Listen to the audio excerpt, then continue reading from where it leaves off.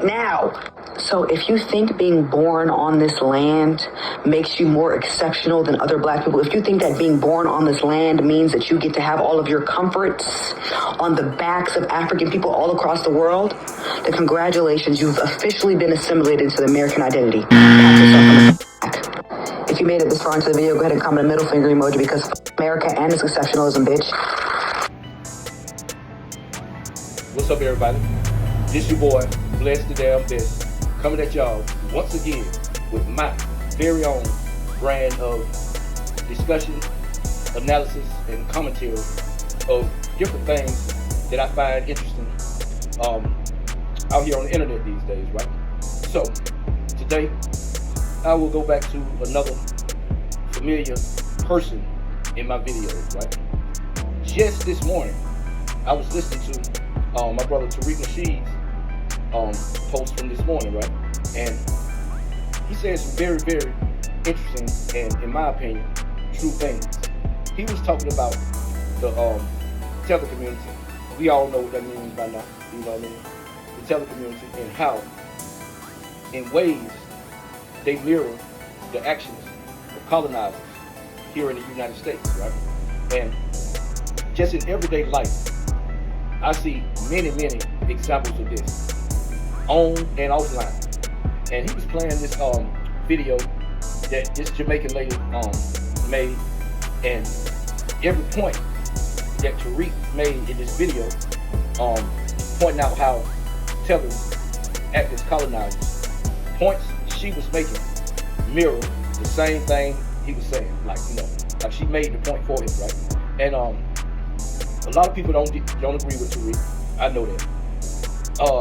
And a lot of people grew up with these Pan-African ideologies, something that turned out to be a total failure after the advent of platforms like Twitter and Clubhouse, where you can really, listening in on some of these immigrant spaces will really, really shatter your opinion of them. They got a saying that says, never meet your heroes. And not saying that they were heroes, but growing up black in America, you know, it was kind of like a ingrained reverence for Africa. But over time, we've come to see that it's not a reciprocal relationship. So, just like always, I'm not going to talk y'all to death. We're going to get into this video and listen to what this brother is saying. Whether you agree with everything he says or not, you know, no man should totally agree with another man. But as a man of logic and wisdom, it is obvious that this brother has almost a superpower for breaking down and analyzing situations. And we greatly benefit from some of the analysis that he provides. So without further ado, here we go. Let me tell y'all something. With the tether class, I want y'all to understand why we got to be very careful and why it is good that we have called out this stuff. Tethers, they like to act as colonizers when they get around foundational black Americans. They take on the same disposition and mindset of colonizers. Just really study the tether class. Really study the tether class. They do exactly what the European colonizers did when they showed up to a new land. When the Spanish showed up over here in the Western Hemisphere, what they do? They planted their flag. The first thing they did when they hit the shores, they would plant their flag. All of them did that. When Britain went to certain place, they planted their flag on the land right there on the beach. And they made an announcement. That was something that the Pope required when they showed up somewhere to the new land. Because of the doctrine of discovery, you had to make an announcement that you're claiming the land for Spain or you're claiming the land for Portugal. So that's what they do. The Spanish come, plant their flag, and they go to the natives and say, hey, look, my name is Columbus, and I thereby claim this land for the crown of Spain. So they make an announcement. That's how they would usually do it. The tethers kind of do that too. Just like the European colonizers who raised their flag and claimed territory, the tether class, they come over here and they start instantly asserting their national identity of the place they fled from. Not in solidarity. They don't do this to say, hey, look, you are our brothers and we are our brothers. No. They do that in contrast of us. They come in and start throwing them flags around. They used to do it real heavy. They've chilled out now because we've been calling it out. But instead of coming in and joining and saying we're going to be reinforcement, they come in and brag. This is Nigerian. Everything I do positive, this is Jamaican. Everything I do positive, this is Ghanaian. Everything I do positive, it is Haitian. That's them saying we're not like you. Not only are we not like you, what they're saying to us, we're better than you. That's what they're saying. And that mirrors the colonizers who did that when they brought that bullshit from Europe to try to claim superiority over the native population. Then what do the tethers do? They try to take over FBA spaces just like the colonizers. Colonizers don't usually build from scratch. They come in and basically hijack existing infrastructures. See, a lot of the tether class, they come in and insert themselves into movements, organizations, institutions built by foundational Black Americans. Our civil rights organizations, diversity initiatives, Black studies departments, media platforms, and then when they get inside, what do? They started to push to reshape the message. They reshape the leadership, they reshape the agenda. And that's usually away from foundational Black American specific concerns. Just like colonizers, they'll take over a native governance and replace it with imported leadership and foreign rule. Same thing. And it should be called out. We're calling this stuff out. Because just like the European colonizers, see, the tether colonizers, they attempt to do cultural erasure and rebranding. See, a classic tactic of colonization is renaming things. You come in and rename the people, you rename the land, you erase native culture. What do the tether class do to us? They always try to redefine stuff. When we tell them we're foundational Black Americans, what do? That is a hate group. That is a online internet. They always do little things to try to rename and redefine our lineage. That's colonizer shit. You understand? They're always trying to remix and redefine what it means to be a Black person in America. Then they start using Pan-African slogans to try to minimize our Black identity, our foundational Black American identity. And then they'll start claiming what we created. Well, hip hop was from the Caribbean. Soul food came from the Yoruba people. Gumbo came from Africa. It is an African word. They come in colonizing. Everything we do and create, they say, well, that's African culture.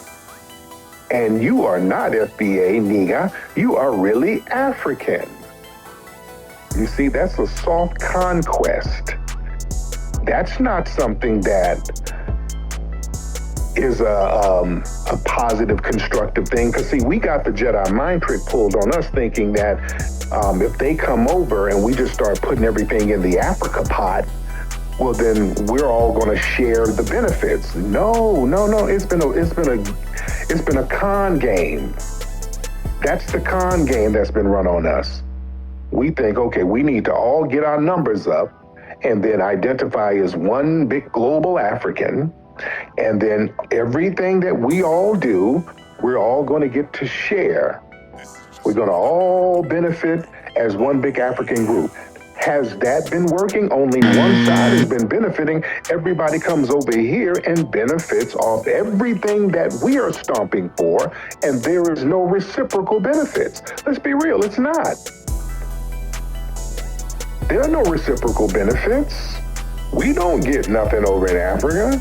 They ain't bringing nothing over here to us. Am I being mean? Am I telling a lie? If I'm telling a lie, somebody please stop me. If I'm saying anything wrong, I would love to be corrected. But the reality is, family, we don't really benefit. Not only do we benefit and others do, we get undermined, because what happens is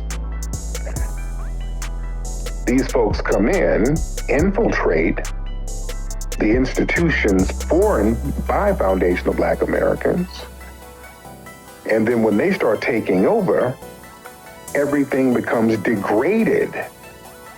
They infiltrate and then gut everything, and they're no longer useful to us. Right? Look at the organizations that these folks come in and infiltrate. The NAACP, it's a whole bunch of foreigners running that now. How's that working for us? How's the NAACP working for us today? Let's just be real. The Urban League, they done infiltrated that. Nothing. You go to the Urban League, they're talking about immigrants. The Congressional Black Caucus. What have they done? That's full of non-FBAs now.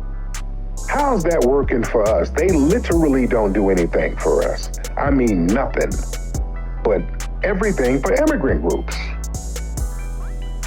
Come on now. Look at all the institutions that they become a part of, and look what happens. Look at some of the HBCUs now. They're letting these folks, these foreigners, become the presidents of them, and all of a sudden we get this massive immigrant enrollment. You got Mexicans and all of this stuff all up in the HBCUs now.